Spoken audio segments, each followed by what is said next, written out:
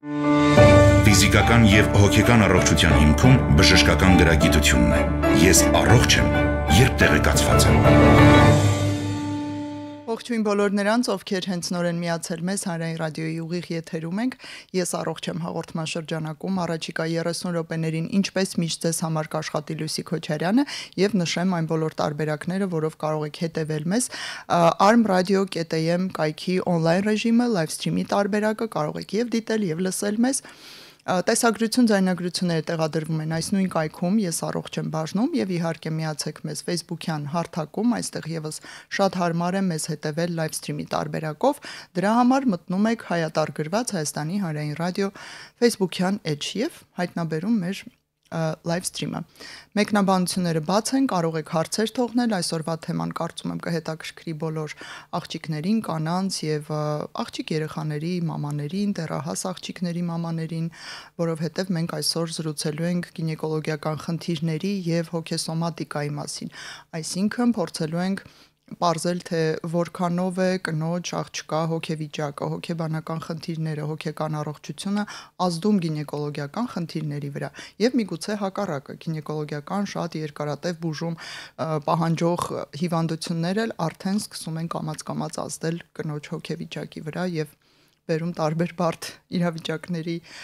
նրա առողջության շրջանակում։ Եվ այս մասին մենք զրուցելու ենք բժիշկ գինեկոլոգ Ռուզաննա Արշակյանի հետ։ Ողջույն Ռուզաննա։ Ողջույն Լուսի ջան։ Շնորհակալություն թեմայի առաջարկի համար, գաղափարը ձերն էր եւ ես գիտեմ, որ դուք շատ եք կարեւորում հոգեսոմատիկան եւ գինեկոլոգիական խնդիրները, կնոջ առողջությունը եւ հոգեկան առողջությունը եւ ինչպես եթերից առաջ մի փոքր հասցրեցիք ասել,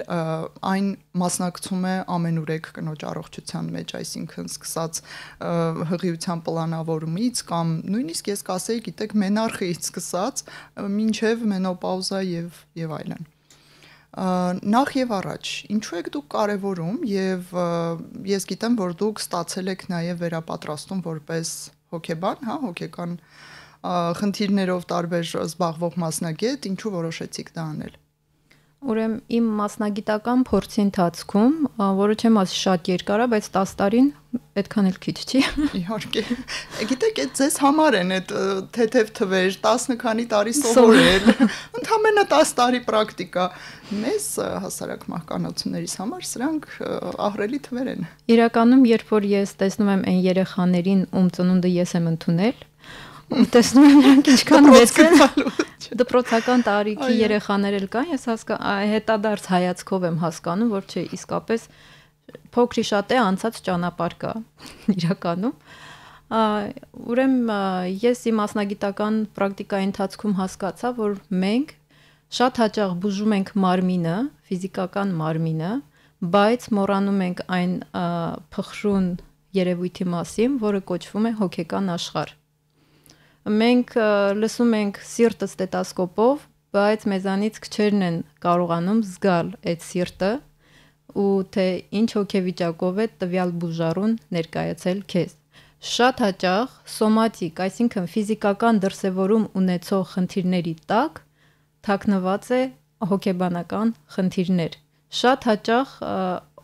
մարմինը խոսում է այն ժամանակ իր լեզվով, իրեն հասանելի ձևերով, որտեղ միտքը ստիպված լռում է։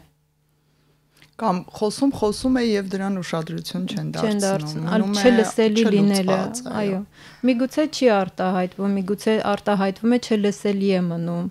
Ամեն դեպքում կա մի հատ խնդիր, որը բավականին հաճախ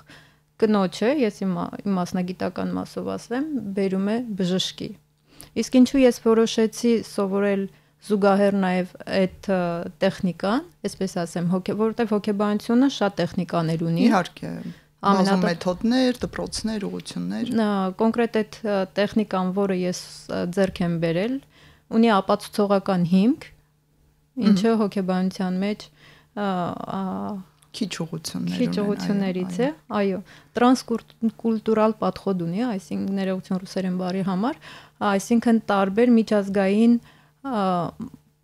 ոլորտներում տարբեր ազգությունների մարդկանց նույն տեխնիկան կիրառելի է։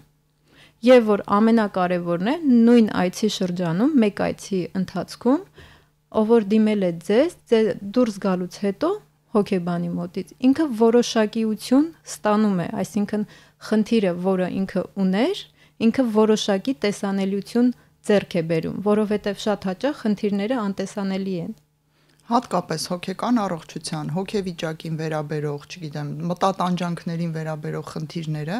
մենք չենք տեսնում ոչ մի MRT կամ համակարգչային տոմոգրաֆիա դրանք դուրս չի բերում, չնայած հիմա գլխուղեղի որոշ նեյրոնային կապերով ինչ որ բաներ իհարկե արդեն բացահայտում են, բայց մենք դեռ շատ անելիք ունենք այս ոլորտում,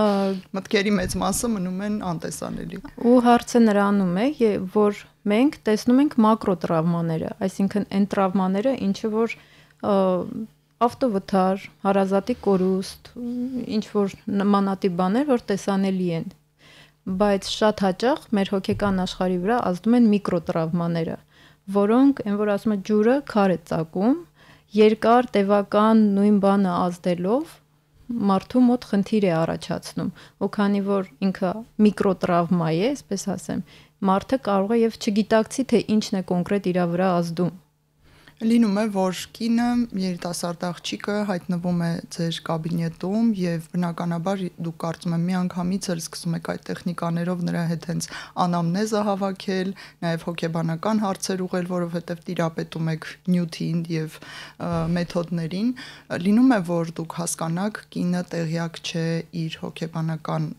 խնդիրների մասին եւ եկել է զուտ սոմատիկ դիսֆունկցիայով, բայց այստեղ նաեւ կարիք կա ուշադրություն դարձնել հոգեկանին։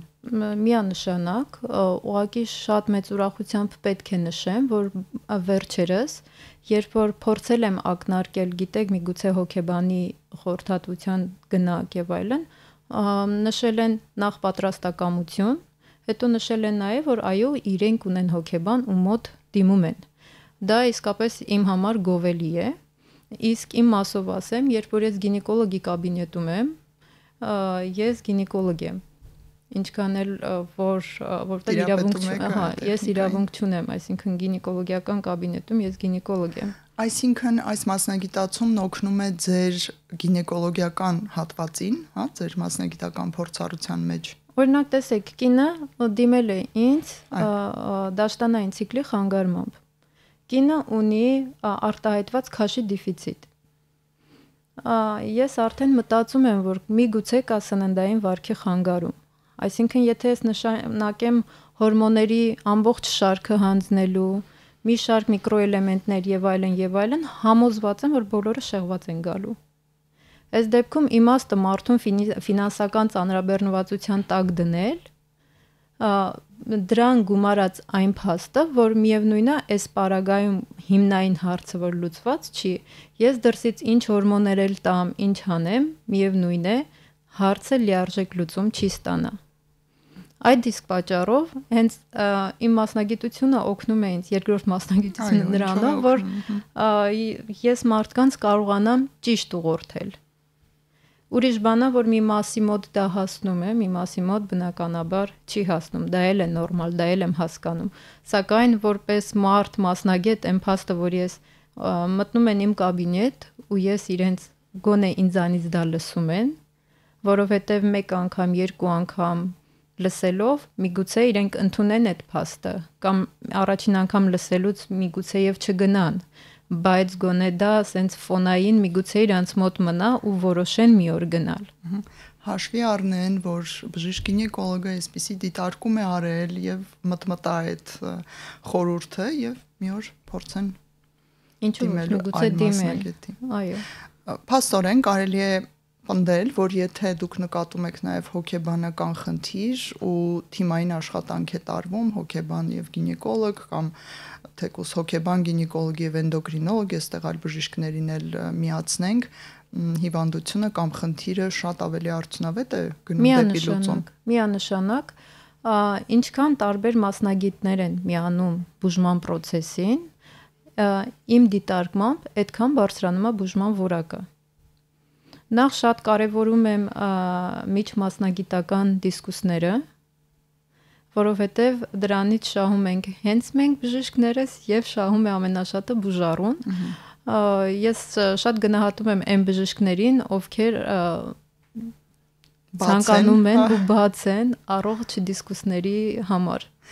Հայաստանում իսկապես զարգացում եմ նկատում այս առումով, ավելի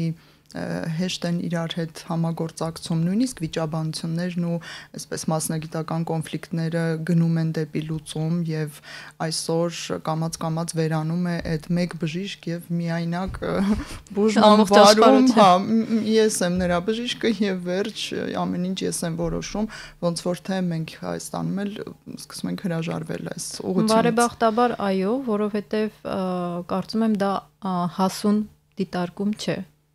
որ միայն ես ինքս ամբողջը կարող եմ, գիտեմ, տիրապետում եմ, ընդունում եմ այն փաստը, որ հաղորդման սկզբում ասացինք, որ մենք այո շատ երկար ճանապարհ ենք անցնում, մենք բոլոր բժիշկներս։ Այն ընդունելության քննություններից սկսած, ընթացիկ քննություններից սկսած, այո, մենք անցնում ենք շատ բարդ ճանապարհ, ու մեզանից յուրաքանչյուրը արժանի է վաստակած վայելելու։ Ուղղակի պետք է հասկանալ, որ մեզանից ոչ մեկ իդեալական չէ, որովհետև ամեն օր նոր բան է լուսաբանվում, միգուցե մեկը տեղյակ չի հենց նոր լուսաբանված ինչ-որ մի նյութից, որը կարող է օգնել տվյալ բուժառուին։ Նույնիսկ ներմասնագիտական էլ, ուր մնաց թե միջմասնագիտական։ Միանշանակ, այո։ Մենք զրուցում ենք բժիշկ գինեկոլոգ Ռուզաննա Արշակյանի հետ, թեման կարևոր է կանանց, աղջիկների, ես այստեղ կավելացնեի նաև արական սեռի համար, որովհետև նրանք կոնտակտի մեջ են իքական սեռի հետ, այո, ուղիղ եւ ամենօրյա անխուսափելի, ու ձեզ էլ հարգելի տղամարդիկ կարծում եմ անօգուտ չի լինի իմանալ, թե հատկապես որ շրջաններում իր կյանքի, որ հիվանդությունների ու դիսֆունկցիաների դեպքում է կնոջ հոգեվիճակը հատկապես վատանում եւ պետք է հաշվի առնել դա, որովհետեւ սա հոգեֆիզիոլոգիական մի տեսակ անունակ վիճակ է, որ պետք է հաշվի առնել, այսինքն ուզում եմ ամենաառաջին խնդրին անդրադառնալ, որ կարծում բոլորի մտքով առաջինը դա է անցնում, նախադաշտանային համախտանիշ, PMS կոչվածը, սա շատ տարածված է ռուսերեն հապավում է предменструальный սինդրոմ։ Հաճախ լսած կլինեք, որ իսկապես կանանց մեծ մասի մոտ սա բավական բարդ է անցնում։ Ինչ նշանակություն ունի այստեղ հոգեվիճակը։ Շատ մեծ։ Միանգամից չէ, շատ մեծ նշանակություն ունի, որովհետև ցավոտ դաշտանը, ալգոդիսմենորիան, նախադաշտանային համախտանիշը իրենք հոգեբանական խնդիրներ կարող են լինել, բաղադրիչ ունեն, նաև մեծ բաղադրիչ, որովհետև տեսեք, պոպուլացիայում բոլոր կանայք էլ ապրում են, չէ, այդ օրերը։ Մի մասի մոտ անցնում է շատ հանգիստ, շատ թեթև, մի մասի մոտ շատ ծանր։ Այսինքն այդ հորմոնալ տատանումները նորմալ են, որ կինը զգա, արդեն հարցը թե ինչ աստիճանով են ազգում, ինչու են այդ հորմոնները այդքան խոցելի դարձնում նրան։ Ու դրանից ելնելով տվյալ կնոջը, կանանց, շրջապատող մարդիկ պետք է ավելի հասուն լինեն այդ փուլերում հատկապես, որովհետև իրենք այդ էտապի մեջ գտնվելով միգուցե չզգան ինչ է կատարվում։ Եվ շատ ցանկալի կլինի, որ անգամ իրենք օգնեն, ուղղորդեն, դիմել հոգեբանի։ Բայց ծանր PMS-ի շրջանները անպայման կարիք ունեն հոգեբանի։ Այո, նաև բուժական դեղորայքային միջամտության ծանր PMS-ի դեպքում։ Ռուզաննա, իսկ որը մենք պետք է ճանաչենք որպես ծանր, այ դուք ասացիք նայած ինչ աստիճանի, կարող եք նշել այն գանգատները, որոնք եթե ի հայտ են գալիս, կինը պետք է արդեն ուշադիր լինի, որ ավելի շատ խնդիր ունի, քան ինքը կարծում է։ Օրինակ, կանայք կան, ովքեր ամբողջ ընթացքում տեսեք, դաշտանը վերջացավ, մի քանի օր անցավ ու սկսվում են այդ հոգեբանական տատանումները։ Այսինքն ինչքան վաղ է սկսվում դա, ինչքան ծանր, նայած ինչպես է ընթանում։ Օրինակ կան մարդիկ, որոնց այդ խնդիրը լրիվ աշխատունակությունից գցում է։ Ճիշտ է։ Աշխատանքի չգնալ, տրամադրության անկում, որևէ բան անելու ցանկության բացակայություն, կենտրոնացման բացակայություն։ Այս դեպքում անգամ գինեկոլոգիական գրքերի մեջ նշանակված են այնպիսի պրեպարատներ, որոնք պետք է նշանակել բուժառուին, որոնք ունեն կենտրոնական ծագման, այսինքն սերոտոնինի, դոֆամինի այդ ընկալիչների նկատմամբ պաշարիչներ կամ հակապաշարիչներ։ Ու այս պարագայում շատ ցանկալի է, որ կոմպլեքս աշխատեն հոգեբանը, հոգեթերապևտը, հոգեբույժը,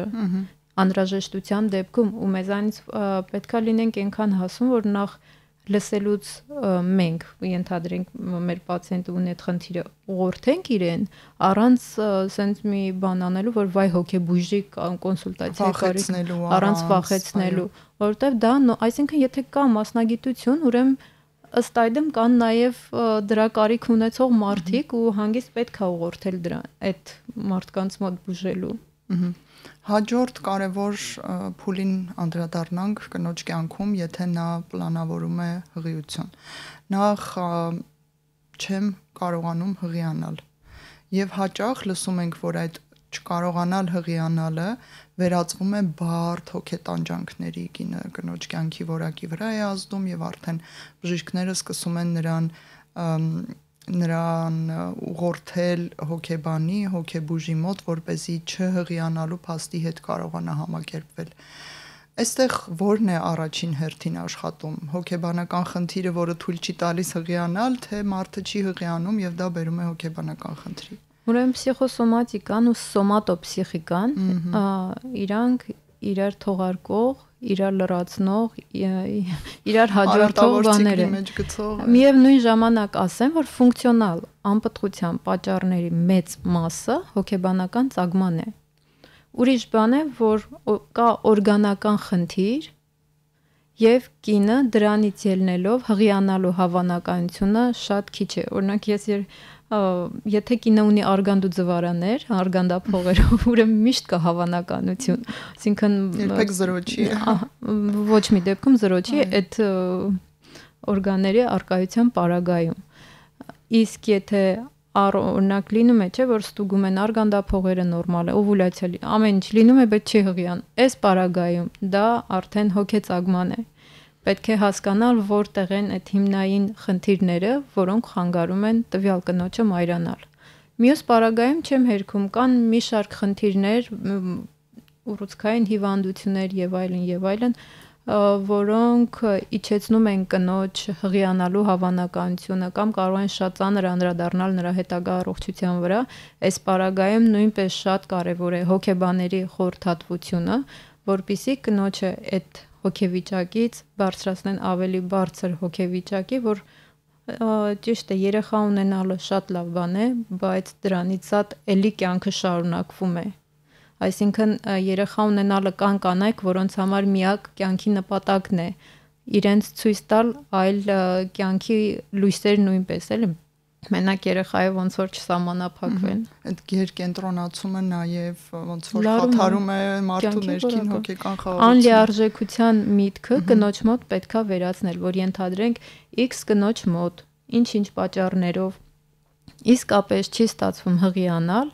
դա անլիարժեքության պատճառ չէ։ Այո, հաճախ հենց այսպիսի կանայք նշում են, որ ես ինձ կիսատ եմ զգում, մարդ չեմ զգում, կին չեմ զգում, թերարժեք եմ զգում։ Այո, ու դա բերում է միջանձնային հարաբերությունների վատացմանը, հատկապես զուգընկերոջ հետ։ Ինքնագնահատականի անկումը բնականաբար բերում է զուգընկերոջ հետ կոնֆլիկտների հավանականության մեծացմանը։ Նմանատիպ խնդիր կարող է առաջանալ նաև դեպի մենոպաուզա գնացող կանանց մոտ, ովքեր էլի մենոպաուզալ շրջան մտնելու ընթացքում իրենք մի մասը իրենց զգում են ոչ լիարժեք։ Ցիկլի պակասելուն զուգահեռ։ Այն որ զգում են, որ հեսա մենոպաուզան պետքա սկսվի, բա ինչա լինելու դրանից հետո։ Հասկանալի է։ Բայց ասեք, որ սրանք մի քիչ ներշնչվող ինֆորմացիաներ են կանանց համար, որոնք ամբողջ կյանքի ընթացքում լսում են, միանշանակ տեսակ սպունգի պես ներծծվում է եւ իրենք սկսում են այդ բարդույթներով ապրել։ Ու բարեբախտաբար պետք է նշեմ, որ ներկայում մի շատ միջոցներ, սկսած էսթետիկ գինեկոլոգիայում ներդրված տեխնոլոգիաներից, վերջացած հորմոններից, հորմոնալ պրեպարատներից, գելեր, տարբեր հորմոններ, ամենատարբեր, կնոջ կյանքի որակը կարող են պահպանել գոնեն մակարդակից մի քիչ ցածր, չեմ ասում շատ նույն մակարդակի վրա, բնականաբար կարող է եւ չլինել այն նույն վիճակը, ինչը որ նախորդում էր, բայց այդ բարեբախտաբար ապրում ենք մի ժամանակներում, որտեղ թույլ են տալիս մի շարք միջոցներ կնոջ կյանքի որակը միշտ բարձր պահել։ Օրինակ, տեսեք, դուք լավ նշեցիք, որ այդ ամեն ինչը լսել ենք երկար ժամին, միշտ լսում ա տատիկներից, մայրիկներից, բան չունեմ ասելու, որովհետև այն ժամանակներում միջոցներ չեն եղել։ Հիմա բարեբախտաբար ապրում ենք մի ժամանակներում, որտեղ ամեն ինչ հասանելի է։ Այո, մենք բախտավոր ենք այս առումով եւ պետք է կամաց հրաժարվենք այս մտքերից կարծրատիպային, որոնք խանգարում են մեզ իսկապես բոլոր կանանց։ Երկու հետաքրքիր հարց ունենք, եթե ես ունեմ ախտորոշված դեպրեսիա, արդյոք կարող եմ հղիություն պլանավորել, եւ երկրորդ հարցը, եթե ես ընդունում եմ հակադեպրեսանտներ սերոտոնինի ընկալիչներով, յուրացման ընկալիչներով, կարող եմ արդյոք շարունակել հղիության եւ հետծնդաբերական շրջանում, ահա այսպիսի։ Ուրեմն առաջի հարցին անդրադառնամ, նախ ես գրկում եմ ձեզ։ Ես անգլերեն բառ ասեմ support։ Իմ աջակցությունը ձեզ։ Ես շատ գնահատում եմ այն փաստը, որ դուք ընդունում եք այդ փաստը, որ դուք ունեք դեպրեսիա, որովհետև դա ձեր խնդրի լուծման կեսն է, դեռ կեսից ավելին է։ Ցանկացած խնդիր, որը մարդ ընդունում է, կարող եք համարել, որ այդ խնդրի մեծ մասը լուծված է։ Իսկ ինչ վերաբերվում է ինձ որպես գինեկոլոգ մասնագետի, եթե դիմեք, ես ձեզ կհորդորեմ դուրս գալ ստաբիլ մակարդակի, հետո նոր պլանավորել հղիություն, որովհետև այդ հղիության ընթացքում նույնպես բոլոր կանանց մոտ, անկախ նրանից ովքեր ունեն դեպրեսիա թե չունեն, կանայք իրենց հոգեուզական ֆոնով շատ ավելի խոցելի են դառնում։ Իսկ այս պարագայում միգուցե դուք ավելի խոցելի դառնաք, ըստ այդմ ես ձեզ խորհուրդ կտամ, միանշանակ դուք կարող եք ու պիտի պլանավորեք հղիություն, եթե ցանկություն ունեք, ուղղակի որոշակի ստաբիլ մակարդակի գալուց հետո։ Երբ որ օրինակ դեղորայքներ կան, որ ամբողջ կյանքի ընթացքում պետք են ընդունել, եթե դա տեսեք, հատկապես հենց այդ սերոտոնին հորմոնի հետ կապված միջոցները։ Եվ ուղղակի նայած որ փուլում եք դուք այս պահին գտնվում։ Իսկ երկրորդ հարցը համատեղելի է ընդհանրապես։ Տեսեք, կոնկրետ պետք է իմանալ ինչ պրեպարատներ են, զուգակցված ինչ նյութերով է պատրաստված, որպեսզի հստակ ասել։ Դրա համար նույն այն բժիշկը, ով նշանակել է այդ դեղորայքը, ինքը հստակ կասի դա թույլատրելի է, թե ոչ թույլատրելի է հղիության ընթացքում, որովհետև այս պարագայում, ել եմ ասում, մուլտիդիսցիպլինար, այսինքն տարբեր մասնագետների համագործակցությունը կտա իդեալական արդյունք։ Շնորհակալություն մեկնաբանության համար եւ անդրադառնանք վերջին շատ կարեւոր, իհարկե սրանք բոլորը չեն կնոջ կյանքում դեպրեսիվ շրջանները, բայց անդրադառնանք գլխավորներից մեկին, դա հետծնդաբերական դեպրեսիան է։ Գիտեք, դեռևս կան մարդիկ, ովքեր չեն ընդունում սրա գոյությունը, չէ՞, մի կապեք երեխայի ծնունդը, դա մեծագույն հրաշք է, որ պատահում է կնոջ հետ եւ այլն, այո, մեր դեմքի արտահայտությունները ասում են ամեն ինչ, ամեն դեպքում դեռ պնդողներ կան, որ դա հորինված է, կին իրականում մարդկանց կողմից, որոնք գիտեք, տեսակ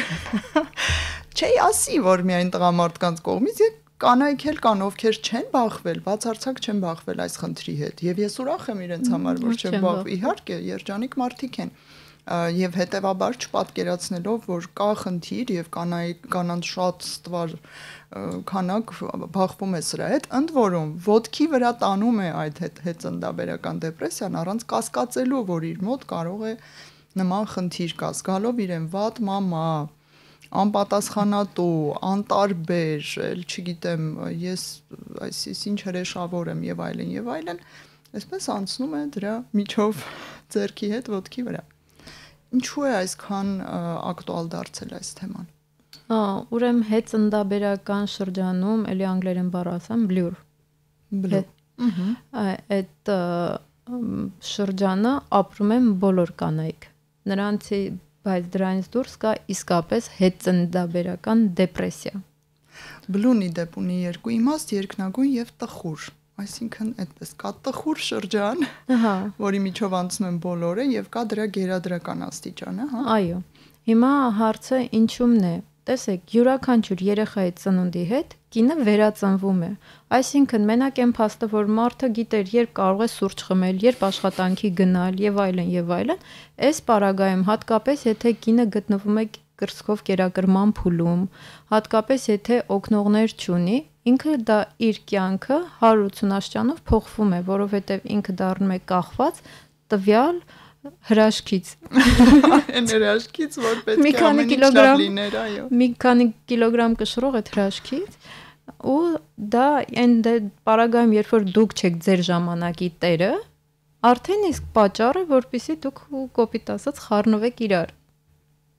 Ու դա լրիվ նորմալ է, այդ փուլով բոլորն են անցնում։ Ծննդաբերությունը, կեսարյան հատումը իրենք իրենցով ստրես են կնոջ համար։ Կրծքով կերակրումը ու ես այս եթերը առաջարկելուց առաջ այն էր իմ մտքի մեջ, որ լսարանին հասցնենք այն փաստը, որ կան երեխայի քնի մասնագետներ, կան կրծքով կերակրման մասնագետներ, հավելյալ սննդի ներմուծման մասնագետներ այսօր կան։ Իրենք շատ հասանելի են այս 21-րդ դարում, իրենց կարելի է ամբողջ աշխարհով մեկ գրել ձեր ուզած մասնագետին եւ ստանալ խորհրդատվություն։ Դա ամոթ չէ, եթե դուք զգում եք ձեր երեխան ունի քնի խանգարում, դա ձեզ խանգարում է, դիմեք մասնագետների։ Եթե զգում եք կրծքով կերակրում, շատ ցանկանում եք կերակրել, սակայն չի ստացվում, դիմեք մասնագետի։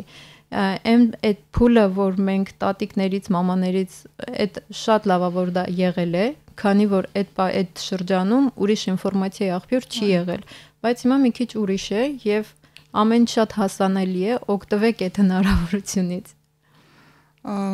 Եվ հետծնդաբերական դեպրեսիան կարելի է կանխարգելել միգուցե դուք որպես գինեկոլոգ ինչ պարզ ուղղորդումներ կտայիք հոգեբանի խորհրդատվություններ համար։ Հոգեբանական պատրաստվածությունը շատ կարևոր է, որովհետև մեզ անընդհատ լսեցնում են, որ վայ երեխայի ծնունդը հրաշք է, բան չունեմ ասել, դա իսկապես հրաշք է, որովհետև 2 բջջից 9 ամիս հետո ծնվում է լիարժեք մարդ, դա իսկապես հրաշք է, բայց այն ինչի միջով անցնում է կինը, դրա հոգեֆիզիոլոգիական իմաստով կինը շատ խոցելի է ու հնարավոր է տարբեր միջադեպերի արդյունքում իր հոգեբանական վիճակները մի քիչ ավելի զգայուն դառնան։ Ըստ այդմ, եթե զգում եք մի բան ինչի, հանգիստ դիմեք հոգեբանի։ Հիմա կարծեմ կանանց կոնսուլտացիաներից շատերում կան նաև հոգեբաներ, ովքեր զբաղվում են այդ հարցերով, կան մայրության դասեր, որտեղ անցկացվում են որոշակի թերապևտիկ դասընթացներ, խմբային հանդիպումներ ու միգուցե գիտեք ինչից է որ դեպրեսիաները մի փոքր ավելի շատացել են, երևի նրանով է պայմանավորված, որ ինտերնետով, ինստագրամով շատ ենք տեսնում իդեալականացված պատկերներ, որ ինչ որ մեկի մոտ տեսեք ինչքան իդեալական ամեն ինչ, օրը սկսվում է կատարյալ, ընթանում է ել ավելի կատարյալ եւ վերջանում է ամենակատարյալ։ Բայց պետք է հասկանալ, որ դա մեծ մասը իրականությանը չի համապատասխանում։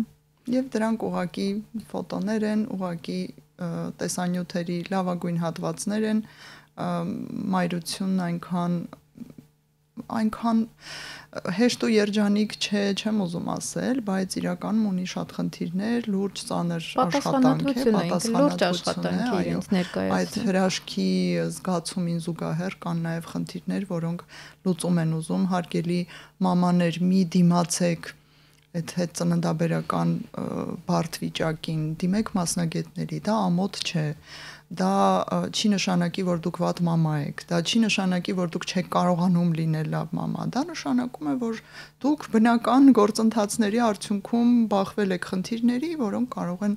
լուծվել եւ իդեպ հետ ծննդաբերական դեպրեսիայից էլ դուրս գալ լրիվ հնարավոր է։ Միանշանակ իհարկե։ Լրիվ հասանելի է, այնպես չի, որ դուք միշտ մնալու եք այդ վիճակում։ Ու եթե դուք ուզում եք ձեր երեխայի համար լինել լավ մամա, զբաղվեք ձեզանով, միանշանակ, որովհետև մայրը ով ռեսուրս չունի, ինքը չի կարող ռեսուրս տալ։ Շնորհակալություն, եկեք այս փառահեղ նոտայի վրա ավարտենք, զբաղվեք ձեզնով, եղեք մի քիչ կնակենտրոն եւ մամայա կենտրոն։ Զրուցեցինք բժիշկ գինեկոլոգ Ռուզաննա Արշակյանի հետ, ձեզ համար աշխատեց Լուսի Քոչարյանը։ Շնորհակալություն եւ ցտեսություն։ Ֆիզիկական եւ հոգեկան առողջության հիմքում բժշկական գրագիտությունն է։ Ես առողջ եմ, երբ տեղեկացված եմ։